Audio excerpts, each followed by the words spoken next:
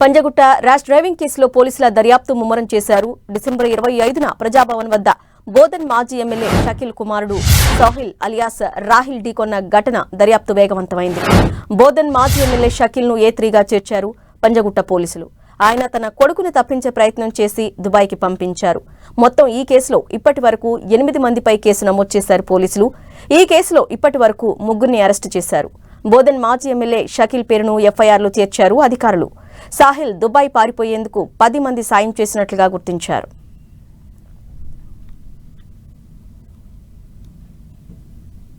Sahil rash driving కేసుకు సంబంధించిన updates మా ప్రతినిధి సునీల్ అందిస్తారు. సునీల్,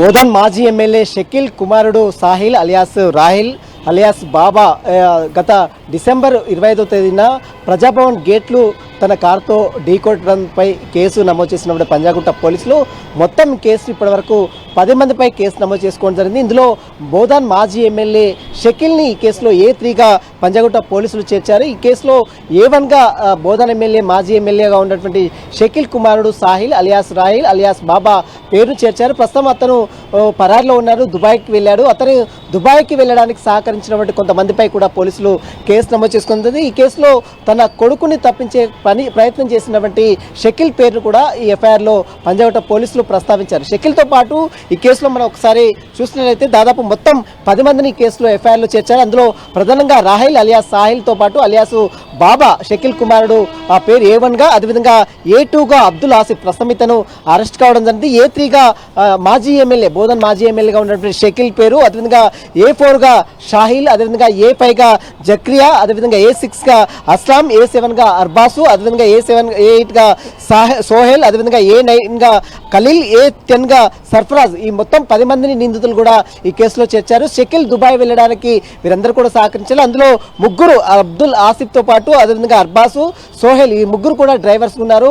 షకీల్ ప్లేస్లో డ్రైవర్గా అర్ఫరాజు, అదేవిధంగా మొత్తం అబ్దుల్ ఆసిఫ్ అనేటువంటి వ్యక్తిని అందులో డ్రైవర్గా ప్లేస్లో చేర్చారు. కాబట్టి అతన్ని ప్రస్తుతం ఆ రోజు నైటే పోలీసులు అరెస్ట్ చేసి రిమాండ్ కూడా తరలించారు. మొత్తం ఈ కేసులో ఇప్పటివరకు 10 మందిని ఎఫ్ఐఆర్లో చేస్తే అందులో 3 మాత్రమే పోలీసులు అరెస్ట్ చేశారు. మిగిలినటువంటి 7 మాత్రం అందులో ఒకరు షకీల్ కుమారుడు దుబాయ్లో ఉన్నాడు. అతనికి సహకరించినటువంటి స్నేహితులపై కూడా ప్రస్తుతం అయితే పోలీసులు కేసు నమోదు చేసుకోవడం జరిగింది. ఈ బోధన్ మాజీ ఎమ్మెల్యేగా ఉన్నటువంటి షకీల్ పేరు కూడా ఎఫ్ఐఆర్లో చేర్చారు. కాబట్టి త్వరలోనే అతనికి నోటీసులు ఇచ్చి విచారించాలని మాత్రం పంజాగుట్ట పోలీసులు భావిస్తున్నారు. ఇప్పటికే మనం చూసాం షకీల్ కుమారుడు హైకోర్టులో సైతము పిటిషన్ దాఖలు చేయడం, ఆ తర్వాత కోర్టులో వేసిన పిటిషన్ విత్డ్రా చేసుకోవడం, ఈ 17వ తారీఖున విచారణకు హాజరు కావాలని ఎప్పుడైతే కోర్టు ఆదేశాలు జారీ చేసిందో వెంటనే తమ పిటిషన్ విత్డ్రా చేసుకున్నటువంటి తీరు కూడా మనం చూస్తాం. కాబట్టి ఈ కేసులో మరి షకీల్ ఎలాంటి స్టేట్మెంట్ ఇస్తాడు? ఎందుకంటే షకీల్ని ఈ కేసులో ఏ3గా చేర్చారు. కాబట్టి షకీల్ ఇచ్చినటువంటి స్టేట్మెంట్ ఆధారంగా తన కుమారుడు దుబాయ్ వెళ్ళాడు. కాబట్టి ఇప్పటికే పంజాగుట్ట పోలీసులు ఎల్ఓసి అంటే లుకౌట్ నోటీసులు కూడా జారీ చేశారు. కాబట్టి దేశం విడిచి ఎక్కడికి వెళ్ళడానికి వీల్లేదంటూ కూడా ఇప్పటికే లుకౌట్ నోటీసులు కూడా జారీ చేశారు. కాబట్టి మరి షకీల్ని విచారించిన తర్వాత తన కుమారుడిని ఇక్కడికి తీసుకొస్తారా లేదా అనేది కూడా ఒక సస్పెన్స్ అయితే కొనసాగుతుంది. ప్రస్తుతం అయితే షకీల్ని కేసులో చేర్చడం పట్ల రాజకీయంగా కూడా తీవ్ర దుమారం అయితే రేపుతుంది. ప్రస్తుతం అయితే కేసులో మొత్తం 10 మందిని నిందితులుగా చేస్తూ పంజాగుట్ట పోలీసులు ఎఫ్ఐఆర్ కూడా నమోదు చేయడం జరిగింది. అరుణ, 10 మందిలో ఎఫ్ఐఆర్ పేరుంది. అయితే ఎంతమందిని అందులో అరెస్టు చేశారు? మిగతా వారి కోసం గాలింపు చర్యలు ఏ విధంగా చేపట్టారు? సునీల్,